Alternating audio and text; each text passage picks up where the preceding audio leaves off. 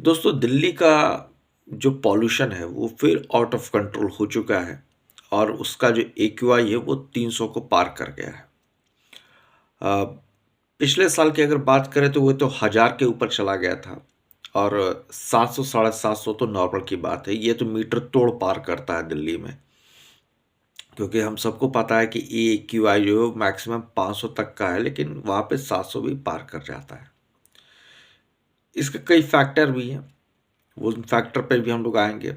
लेकिन इसी बीच जिन्हें मौका मिलता है, कुछ ऐसे हमारे देश में liberal so called Indian citizens हैं, जो इसी मौके की तलाश में रहते हैं कि कब जो है वो भारत के नेगेटिव एस्पेक्ट को दिखाया जाए और इंटरनेशनल लेवल पे भारत की बेइज़्ज़ती की जाए। तो वो अभी तुरंत फ्लाइट पकड़ के बीजिंग जाएँगे और वहाँ की अ, सारी की सारी चीज़ों को शो ऑफ करना शुरू कर देंगे और बताएँगे कि गाइज़, बीजिंग में तो एयर क्वालिटी जो है वो 29-30 के आसपास है और जो दिल्ली में जो है वो 300 से ऊपर चला गया है। मतलब 10 टाइम्स जो है वो बुरी स्थिति में है। तो उन्हें तो मौका ही चाहिए। उनकी गिद्धों जैसी निगाह होती है कि किस तरीके से भारत को बदनाम किया जाए, और ये भारत के जो कैपिटल है, अगर वहाँ पे कुछ इस तरह की चीज़ें होती हैं तो उसको किस तरीके से दिखाया जाए, ताकि जो है उन्हें व्यूज़ वगैरह मिल सके और फिर जो है वो अपना अर्निंग वगैरह कर सके। ख़ैर, उनका तो एक अपना प्रॉब्लम है, उस मेंटल स्टेटस को तो मैं समझ नहीं पाता हूँ कि क्यों जब भी लोग भारत से बाहर बीजिंग भी जाते हैं, तो वो लोग सीधे पगला जाते हैं और जो उनको लगता है क्या कि चीन ही उनका देश है, और वहाँ पे जाके जो वो व्लॉग बनाते हैं इस तरह की चीज़ें, मुझे पर्सनली अच्छी नहीं लगती हैं। बट ठीक है, सबका अपना-अपना तरीका है वो कंटेंट क्रिएट करने का। अब बात ये आती है कि ऐसा होता क्यों है? तो इसकी 2-3 वजह हैं। नॉर्मल सी बातें हैं। पहली तो ये कि चूँकि वहाँ व्हीकल्स बहुत ज़्यादा हैं, दूसरी जो वहाँ पे पराली जलाई जाती है, तीसरा जो वहाँ की इंडस्ट्री है, जहाँ से काफ़ी ज़्यादा वो निकल रहा है, गैस वगैरह इमिट हो रहा है, वो भी एक वजह है। कूड़े वगैरह भी जो हैं, जो पूरी तरह के रिसाइकिल नहीं हो पाते हैं, वो भी कहीं न कहीं जला दिया जाता है, जिससे कि पूरा का पूरा जो दिल्ली है, ये गैस चैम्बर में कन्वर्ट कर जाता है और फिर ये जो है, इस तरह की प्रॉब्लम होती है। अब बात ये आती है कि क्या इसका कोई निदान निकाला जा सकता है, कुछ किया जा सकता है? डेफ़िनेटली सरकार कोशिश कर रही है। नई सरकार आई है, उसने यमुना को साफ़ करने का बेड़ा उठाया, रिस्पॉन्सिबिलिटी उठाई। यमुना जी साफ़ हो रही हैं। और जहाँ तक बात इसकी, ये जो स्मॉग है, अभी जो दिल्ली में बहुत ज़्यादा हाई लेवल पे है, इसको कंट्रोल करने की कोशिश की जा रही है, लेकिन वो उतना नहीं हो पा रहा है जितना होना चाहिए। रीज़न क्या है दोस्तों? अ, दिल्ली के पॉल्यूशन को कंट्रोल करने की रिस्पॉन्सिबिलिटी सबकी है। आप इस बात को समझ लें, ये सिर्फ़ किसी एक पार्टी, एक सरकार या प्रशासन की ज़िम्मेदारी नहीं है, मेरी निगाह से। बाकी जिसको जो सोचना है सोच ले। अ, आप ज़रा गौर फरमाइए कि ये हो क्यों रहा है? पराली इंसान ही वहाँ जला रहा है, जनता ही वहाँ की अगल-बगल की जनता जला रही है। व्हीकल्स हम लोग ही चला रहे हैं। घरों से निकाले हुए कूड़े-कचरे सब वहीं के लोकल ही कर रहे हैं। इंडस्ट्री में जो चीज़ें बन रही हैं, वहाँ के लोकल्स ही हैं। जो कंस्ट्रक्शन हो रहा है, वहाँ के लोगों के लिए हो रहा है। तो कुल मिला के देखा जाए तो जो ये पूरा का पूरा मसला है दिल्ली का, उसमें कहीं न कहीं, या यूँ कहें कि ज़्यादातर पॉल्यूशन की जो समस्या है, उसमें पब्लिक डायरेक्टली इन्वॉल्व्ड है। इसमें आप गवर्नमेंट को ब्लेम नहीं कर सकते हैं। हाँ, अब जैसा कि मैंने कहा कि वो लोग जो कंटेंट क्रिएटर हैं और बीजिंग में जाके दिल्ली की बदनामी करते हैं या फिर दिल्ली को नीचा दिखाने की कोशिश करते हैं, तो भाई आप ये समझ लीजिए कि आपके देश में डेमोक्रेसी है, चीन में डेमोक्रेसी नहीं है। और जिस भाषा में वहाँ की जनता को समझाता है, उस भाषा में यहाँ की सरकार जनता को नहीं समझा सकती है। कम्युनिस्ट शासन में और डेमोक्रेसी में ज़मीन आसमान का अंतर होता है। अ, जो लोग चीन में बैठ के दिल्ली की बुराई करते हैं। यकीन मानिए, अगर आप यही काम अ, दिल्ली में कर रहे होते और आप चीन के निवासी होते, तो आपको चीन में लौटने के बाद कितना अच्छा से वेलकम किया जाता, ये आप सोच भी नहीं सकते हैं। क्योंकि वहाँ पे ह्यूमन राइट नाम की कोई चीज़ नहीं है। सरकार सारा पावर अपने हाथ में रखती है और सरकार वो मसला ठीक करना जानती है कि वहाँ के पॉल्यूशन कैसे कंट्रोल किया जाता है। बीजिंग को वो अच्छे से पता है। और अभी तो मैं उस पर ज़्यादा बात नहीं करूँगा, किस तरह से उन्होंने कंट्रोल किया। वहाँ पे तो एक बार में सीधे कह दिया जाता है कि कल से इतनी गाड़ियाँ नहीं चलेंगी, तो फिर आप नहीं चला सकते हैं। कल से इंडस्ट्री नहीं चलेगी तो इंडस्ट्री को आपको बंद करना ही पड़ेगा। तो वहाँ के तो नियम की आप बात छोड़ दीजिए, चीन वगैरह वहाँ का एक अपना ही तौर तरीका है। अगर मैं बात भारत की कर रहा हूँ, तो जैसा मैंने कहा कि यहाँ पे सबसे ज़्यादा जो जिम्मेदारी बनती है वो दिल्ली के लोगों की ही बनती है। आपको हर लेवल पे ही चीज़ों को कंट्रोल करना पड़ेगा। आपको अपने घरों से गाड़ियाँ कम से कम निकालनी होंगी, आपको कचरे कम से कम निकालने होंगे, आपको अपने घर के आसपास साफ सफाई खुद ही रखनी पड़ेगी। हर चीज़ पे आपको खुद आगे बढ़ना पड़ेगा, तभी दिल्ली में पॉल्यूशन कंट्रोल किया जा सकता है। सरकार को आप सपोर्ट कीजिए, एडमिनिस्ट्रेशन को वहाँ सपोर्ट कीजिए, तभी हो सकता है। लेकिन जो सबसे बड़ी बात जो मुझे लगती है कि दिल्ली में जो एक माइंडसेट बना हुआ है कि मेरे अकेले करने से क्या हो जाएगा। और मैं दिल्ली की बात नहीं कर रहा हूँ, मैं पूरे अगर भारत की बात करूँ तो ये चीज़ प्रिवेल्ड है कि यहाँ पे जो एक कॉन्सेप्ट है लोगों की साइकोलॉजी है कि मेरे अकेले से क्या हो जाएगा। जो मैं नॉर्मली देखता हूँ कि अगर आप किसी को कुछ अच्छी बात बताइए तो वो कहता है कि मेरे अकेले से क्या हो जाएगा। दूसरी बात, कंपटीशन है कि यहाँ पे जब वो कर रहा है तो मैं क्यों नहीं, ये भी है। और तीसरी जो हम लोग की जो एक हैबिट पड़ चुकी है कि सब कुछ सरकार के ऊपर थोपने वाली, कि सरकार क्यों नहीं कुछ करती है।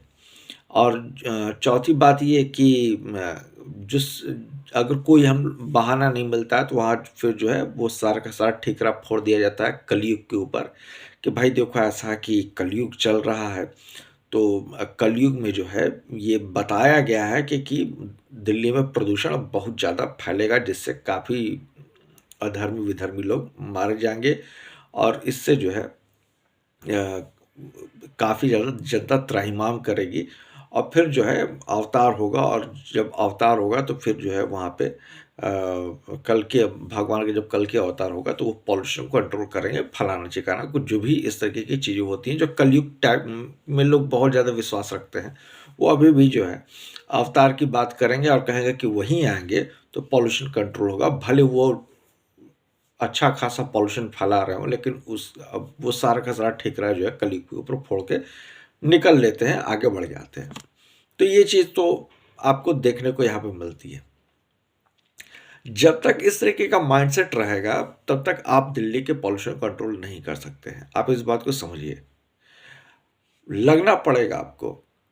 आपके देश में डेमोक्रेसी है, सरकार बहुत ज़्यादा हार्ड स्टेप नहीं ले सकती है, लेकिन हाँ सरकार की तरफ से कोशिश कर रही है। लेकिन फिर जैसे हमने कहा कि अगर यहाँ के जनता के हाथ में पावर है तो जनता को अपनी ड्यूटी भी पूरी करनी पड़ेगी, अपनी रिस्पॉन्सिबिलिटी भी पूरी करनी पड़ेगी।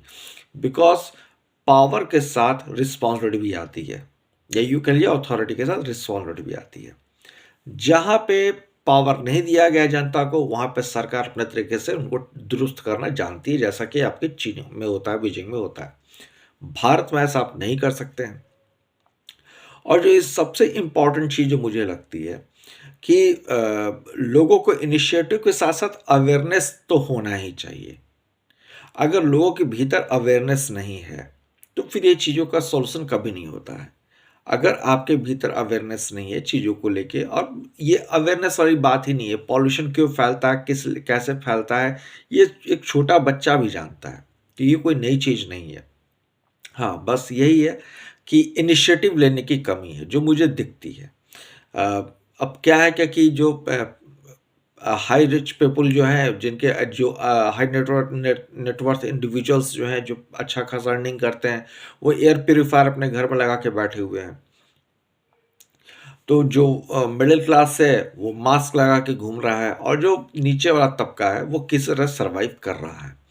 तो हम लोग ने कहीं न कहीं एडजस्टमेंट करने की जो आदत है, इसके कारण भी शायद हमें लगता है कि चीज़ें नहीं सुधर पाती, क्योंकि एक तो कम्फर्ट ज़ोन से कोई निकलना नहीं चाहता है। कौन जाए और इसके अगेंस्ट में जो प्रोटेस्ट करे कि दिल्ली के पॉल्यूशन को कंट्रोल करो। क्योंकि अल्टीमेटली सभी लोग जानते हैं कि वो कहीं न कहीं इसके ज़िम्मेदार हैं, कहीं न कहीं उसके भागीदार हैं। तो दिल्ली में तब तक इस पॉल्यूशन का सॉल्यूशन नहीं निकल सकता है, जब तक कि एक आम आदमी भी एक इनिशिएटिव ना ले या प्रोटेस्ट ना करे। जैसे कई चीज़ों पे प्रोटेस्ट होता है, इन्फ्लेशन पर प्रोटेस्ट होता है, या फिर गवर्नमेंट अगर कोई एग्ज़ाम वगैरह कंडक्ट कराती है और उसमें कुछ पेपर लीक हो जाता है, तो फिर वहाँ के बच्चे प्रोटेस्ट करते हैं। कोई ऐसी बात हो जाती है, सोशल इश्यूज़ हो जाते हैं, तो उसके अगेंस्ट में प्रोटेस्ट होता है। तो कहने का मतलब है कि जब सब कुछ के लिए प्रोटेस्ट हो सकता है, तो फिर पॉल्यूशन को कंट्रोल करने के भी प्रोटेस्ट क्यों नहीं हो सकता? करना भी चाहिए, लोगों को प्रोसेशन निकालने चाहिए और लोगों को जोड़ना चाहिए, ताकि जो है इस तरीके के मसले को हमेशा के लिए रूट आउट किया जा सके, ख़त्म किया जा सके। और जब तक अ, लोग नहीं लगेंगे, तब तक ये चीज़ नहीं होगा। अब कुछ लोग ये कह सकते हैं कि ऐसा पूरे भारत में कहाँ हुआ है कि पॉल्यूशन को कंट्रोल करने के लिए कहाँ पे कोई ऐसा एग्ज़ाम्पल है कि ये बताया जा सके कि लोगों के लगने से कुछ बहुत बड़ा बदलाव आया है। तो दोस्तों, हमारे इसी देश में मध्य प्रदेश में एक जगह है इंदौर, जो हर साल साफ-सफाई के मामले में, सैनिटेशंस के मामले में नंबर 1 पोज़ीशन पे आता है, और पूरा का पूरा शहर साफ है। इसका सबसे बड़ा रीज़न है कि वहाँ जनता से लेके, प्रशासन से लेके, कॉर्पोरेशन से लेके, लोकल अथॉरिटी से लेके सब लग गए हैं इंदौर को साफ-सुथरा बनाने के लिए, उसको क्लीन करने में। जिसके कारण इंदौर में आप कहीं पे भी चले जाएँगे तो आपको गार्बेज देखने को नहीं मिलता है। तो कहने का मतलब ये है कि जब इंदौर हर साल अपने इस सैनिटेशन को मेंटेन कर सकता है और गार्बेज के प्रॉब्लम को हमेशा के लिए खत्म कर सकता है, तो दिल्ली वाले अगर चाहें तो वो भी कर सकते हैं, बशर्ते कि उनके अंदर वो इनिशिएटिव, वो विल पावर होना चाहिए जो इंदौर वालों के अंदर है। तो आज के समय में आप नहीं कह सकते कि अपने देश में ऐसा नहीं है, कहीं पे भी नहीं होता है। होता है, बस ये है सीखने की और इनिशिएटिव लेने की।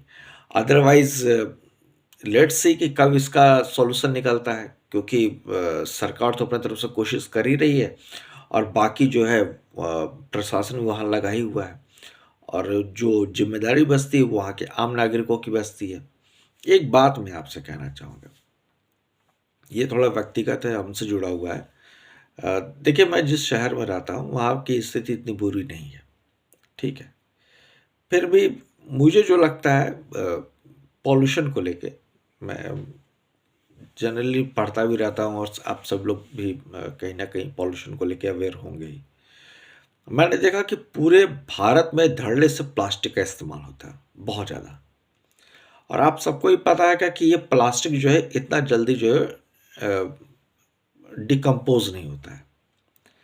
अ, तो मेरी एक आदत जो रही है, जो आज मैं शेयर करना चाहूँगा, वो ये कि मैं ये सोचता था कि यार हम सभी लोग जाते हैं मार्केट से सामान वगैरह परचेज़ करते हैं और इसको ले आते हैं, और जो प्लास्टिक है उसको या तो बाहर फेंक देते हैं या फिर डस्टबिन में डाल देते हैं, या कहीं न कहीं वो प्लास्टिक पड़ा रहता है।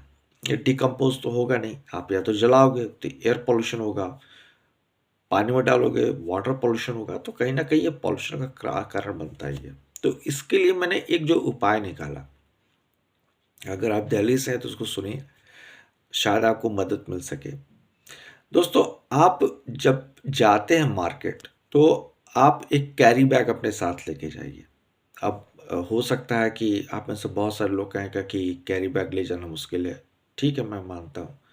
अब देखिए, मेरे साथ भी ऐसा होता था कि जब मैं जाता था मार्केट, तो मैं कैरी बैग ले जाना भूल जाता था, या कभी दिमाग से उतर गया तो चलो ठीक है यार, प्लास्टिक ले लेता हूँ।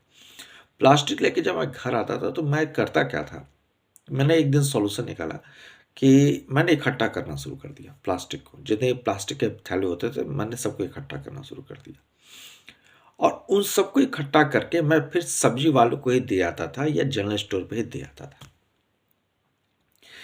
इससे एक सैटिस्फैक्शन मिलता था कि यार चलो ठीक है, हम इस प्लास्टिक को आने से तो नहीं रोक सकते, लेकिन इसको फिर हम उन्हीं को ही रिटर्न कर दें जहाँ से हमने इसको उठाया और किसी को दे दिया। जैसे अब जा जो हॉकर्स होते हैं या जो वेंडर्स होते हैं या जो भी जिन्हें ज़रूरत है, जनरल स्टोर पे उल्टा जाके फिर मैं उन्हें पहुँचाता था, क्योंकि प्लास्टिक में तो कोई गंदगी लगती नहीं है। आप सामान लाते हो, लाके कहीं फेंक देते हो या रख देते हो, तो प्लास्टिक साफ़ ही होता है, तो फिर मैं उन्हें वापस कर आता था।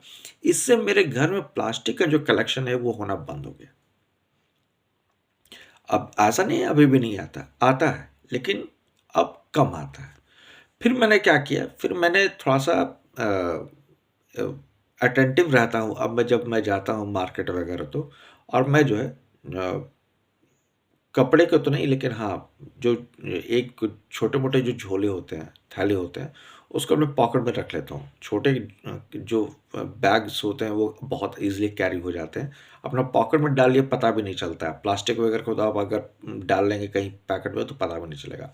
और उसको मैं ले जाता हूँ और दे देता हूँ और कहता है भई इसी में सामान आप डाल दो। तो ये दूसरा मेरा तरीका है जिसके कारण मेरे घर में जो है प्लास्टिक बहुत ही कम आ पाता है। अगर आप भी मानते हो कि आपके लिए पॉसिबल नहीं है थैला ले जाना, घर से बैग वगैरह या घर से झोले ले जाना आपके लिए मुश्किल है, तो आप यही काम कर सकते हैं। जो भी प्लास्टिक आपके घर में आता है उसको एक जगह इकट्ठा कीजिए, महीने के एंड में जाके जो जनरल स्टोर वाले हैं, जो सब्जी वाले हैं, किसी को भी जिसको आपको लगता है कि ये नीडी है, उनको आप दे दीजिए। आप उनसे पैसे मत लीजिएगा, अच्छा नहीं लगता है। लेकिन आप अगर चाहें तो आप उन्हें वापस कर दीजिए, उनका भी काम आसान हो जाएगा, आपके घर में भी प्लास्टिक नहीं रहेगा। और दूसरा, जो वो मार्केट से प्लास्टिक खरीदते हैं, प्लास्टिक को वो खरीदना बंद कर देंगे। तो मुझे लगा कि मैंने अपने तरफ से जो काम किया, चलो मैं तो जितना कर सकता हूँ उतना कंट्रोल करने की कोशिश कर रहा हूँ। और ये मत देखिए कि सामने वाला कर रहा है या नहीं कर रहा है, या सिर्फ ये आपके अकेले करने से हो जाएगा कि नहीं हो जाएगा। अच्छे कर्म कीजिए और दूसरों को मत देखिए कि वो क्या कर रहे हैं, क्या नहीं कर रहे हैं। आपके हाथ में जो है, आप उसको ठीक करने की कोशिश कीजिए, आप उसको मेंटेन करने की कोशिश कीजिए। मुझे याद है कि एक बार कहीं मैंने सुना था कि एक बार एक अधिकारी ने जो यूपीएससी क्वालीफाई किया था, उन्होंने कहा था कि एक बार उनसे क्वेश्चन किया गया कि क्या आपके बदलाव करने से या आपके चीज़ों को बदलने से पूरे भारत की स्थिति सुधर जाएगी? तो उन्होंने बड़ा अच्छा एक जवाब दिया था, क्योंकि मैं पूरे भारत को तो नहीं बदल सकता, लेकिन हाँ, जो मेरे हाथ में है अगर मैं उसे ही ठीक करने की कोशिश करूँ, तो उतने उस क्षेत्र तक तो या उस जगह तक तो वो चीज़ें ठीक हो सकती है ना। तो मेरे कहने का तो मतलब ये है कि आप ये मत देखिए कि दूसरे लोग क्या कर रहे हैं, क्या नहीं कर रहे हैं। अगर आप अपने लेवल पे कुछ बेहतर कर सकते हैं तो कीजिए। क्या पता है आपके करने से दूसरे लोग भी प्रेरित हो, दूसरे लोग भी इंस्पायर हो और वो भी वही करना शुरू कर दें जो आप करते हैं। तो इनिशिएटिव लीजिए और चीज़ों को ठीक करने की कोशिश कीजिए, क्योंकि आजकल वैसे भी मार्केट में सस्टेनेबल डेवलपमेंट का कॉन्सेप्ट बहुत ज़्यादा चल रहा है। सरकार भी मानती है जियो और जीने दो। तो ये चीज़ नई नहीं है, काफ़ी पुरानी है, लेकिन अब नए तरीके से फिर से मार्केट में रीलॉन्च हुई हैं। तो कहने का मतलब यही है कि दिल्ली वालों, आपके ही हाथ में सब कुछ है। आप जैसा चाहोगे वैसा दिल्ली बनेगा। अच्छा बनाने की कोशिश करेंगे तो अच्छा बनेगा, अदरवाइज़ पॉल्यूशन ऐसा ही रहेगा। देखिए कब तक सही हो पाता है। आज के लिए बस इतना ही। Thank you.